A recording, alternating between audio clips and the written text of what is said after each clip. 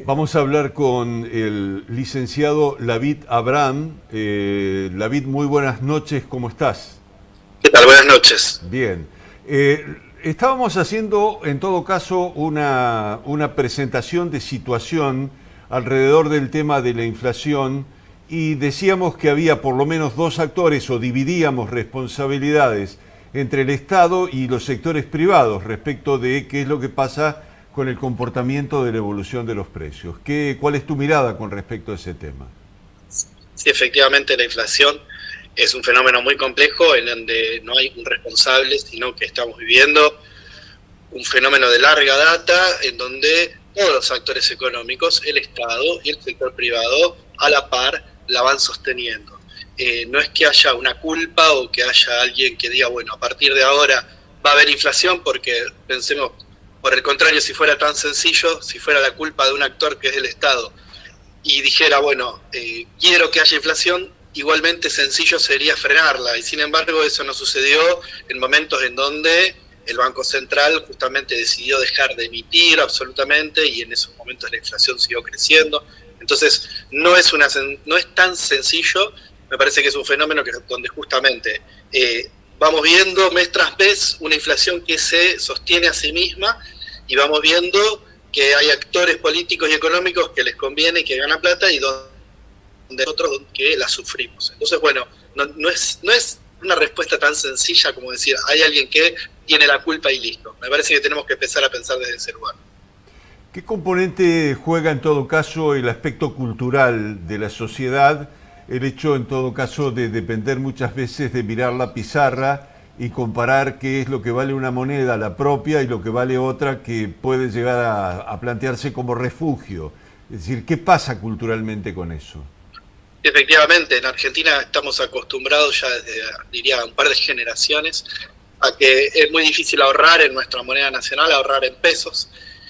No es que no haya instrumentos, porque los hay, y creo que hay un cambio, hago paréntesis, pero creo que hay un cambio interesante a partir de este gobierno de empezar a pensar que se puede ahorrar en pesos utilizando plazos fijos, utilizando algún tipo de herramienta que no son tan complejas, pero, volviendo a tu pregunta, sí, efectivamente la gente mira siempre al dólar y eso de alguna manera hace que cuando el dólar se mueve, y se mueve por un montón de componentes, el dólar se puede mover por el comercio internacional, por una guerra, por una variación de precios internacionales, una inflación importada, bueno, se mueve el dólar y esto repercute sobre los precios locales. Entonces, bueno, efectivamente, si todos estamos mirando el dólar, si a la mañana, cuando un noticiero empieza su rutina, nos cuenta la temperatura, la humedad y el valor del dólar, bueno, efectivamente estamos todos tan pendientes que termina muchas veces habiendo profecías autocumplidas. Empezamos a pensar que como aumentó el dólar va a aumentar todo y efectivamente aumenta todo porque todos aumentaron por las dudas.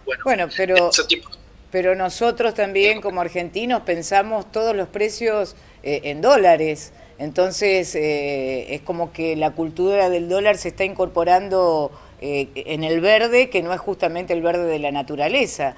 Y por ahí uno escucha algunas propuestas de algunos candidatos que hablan de dolarización. ¿Qué significaría eso? Sí, podemos pensar un poco en dólares, pero no vivimos una economía en dólares, para nada. Nosotros cobramos sueldos en pesos, claro. Nosotros gastamos en el supermercado en pesos, pagamos los impuestos en pesos y todo lo hacemos en pesos día a día, más allá de que en ciertos artículos muy importantes que son de referencia, como en general son las casas, los hogares, los pensamos en dólares, y algunos artículos importados de tecnología en general no están así. Entonces, la dolarización traería un montón de problemas que van relacionados con la falta de soberanía y la falta de la posibilidad de tener una política monetaria. El Estado Nacional tiene dos grandes políticas, la fiscal y la monetaria, o por supuesto que hay otra. Renunciar a una de estas dos grandes políticas, que es la política monetaria, la política que nos permite fijar el valor de nuestra moneda, pensar en cómo vamos a ahorrar, pensar el valor de nuestra moneda en relación con las demás monedas del mundo. Bueno, renunciar a eso sería un error gravísimo y además no garantiza de ninguna manera que se termine el problema inflacionario, que me parece que es el origen de la discusión también. Entonces, bueno, no lo veo como una salida desde prácticamente de ningún punto de vista, además de las complicaciones técnicas las complejidades técnicas y las dificultades que podría acarrear, que me parece que requieren un análisis que excede un poco, me parece, lo de la nota, pero dejando de lado estos tecnicismos y la dificultad intrínseca de este paso de moneda, creo que es una renuncia a la política y una renuncia además, para cerrar, a la soberanía nacional, porque la moneda refleja un poco también nuestra capacidad como Estado y como país. Bien, David, hay otro tema, me parece vinculado al tema de la inflación, que es quiénes son las víctimas de la inflación, porque en todo caso generalmente la mirada se posa sobre los consumidores específicamente. Cuando los consumidores están afectados y en todo caso pierden su posibilidad de inversión, empiezan a aparecer otros actores que también son víctimas de la inflación y son aquellos que en todo caso compiten en el mercado interno y que se encuentran prácticamente sin volumen de operaciones. No, efectivamente la inflación molesta, incomoda y rompe un montón de relaciones comerciales, y entonces las víctimas aparecen por todos lados, en los lugares más esperados y en los más inesperados. Por un lado, la clase trabajadora, por llamarlo de alguna manera, los trabajadores asalariados tienen la posibilidad de recomponer sus ingresos porque tienen paritarias, entonces la inflación les golpea, pero un poco menos. Por otro lado, tenemos trabajadores del sector informal que tienen que intentar recomponer sus ganancias, pero no tienen esta capacidad de negociación, entonces en general van perdiendo, ni que hablar de los jubilados que muchas veces van por detrás de la inflación. Y volviendo a los comerciantes, volviendo a quienes no tienen la posibilidad de vender, bueno, efectivamente, la inflación genera un montón de incomodidades y genera la imposibilidad a lo mejor de vender en cuotas, de financiar, porque financiar se convierte en algo carísimo. Al mismo tiempo, por supuesto, genera ganancias para algunos sectores que tienen la posibilidad de estoquearse y tener grandes stocks y ganar con eso.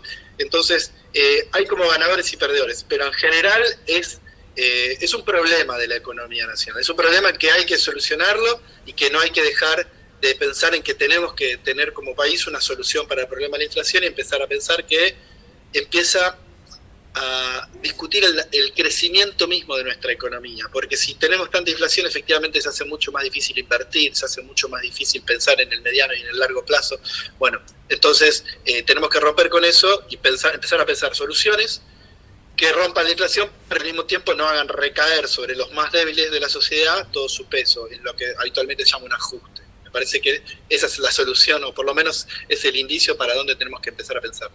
David, y vos que formás parte de un grupo de MATE específicamente, que hacen análisis de todas estas situaciones, ¿cómo ven el panorama?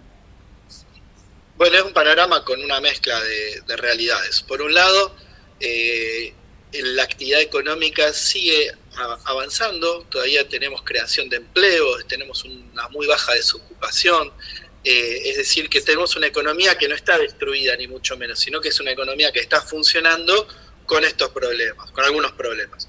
Por un lado, por supuesto, la inflación, por otro lado, con un problema externo, agravado este año enormemente por la sequía, o sea, un problema en donde no conseguimos dólares y estamos pendientes de un pago de una deuda externa muy fuerte, tanto con el Fondo Monetario como con la deuda normal, digamos, del país. Entonces tenemos esta contradicción de que la economía había empezado a avanzar, a arrancar, a crear fuentes de trabajo, pero se está frenando nuevamente y un poco el panorama es que probablemente durante este año no tengamos más crecimiento económico y más generación de empleo, o por lo menos en algún momento empecemos a ver ciertos frenos en función del problema externo. Y volviendo un poquito para atrás respecto de la idea de, bueno, hay trabajo efectivamente, pero al mismo tiempo vemos una redistribución del ingreso que no ha sido favorable para los trabajadores y que ha generado toda esta suerte de inequidades relacionadas justamente con la inflación.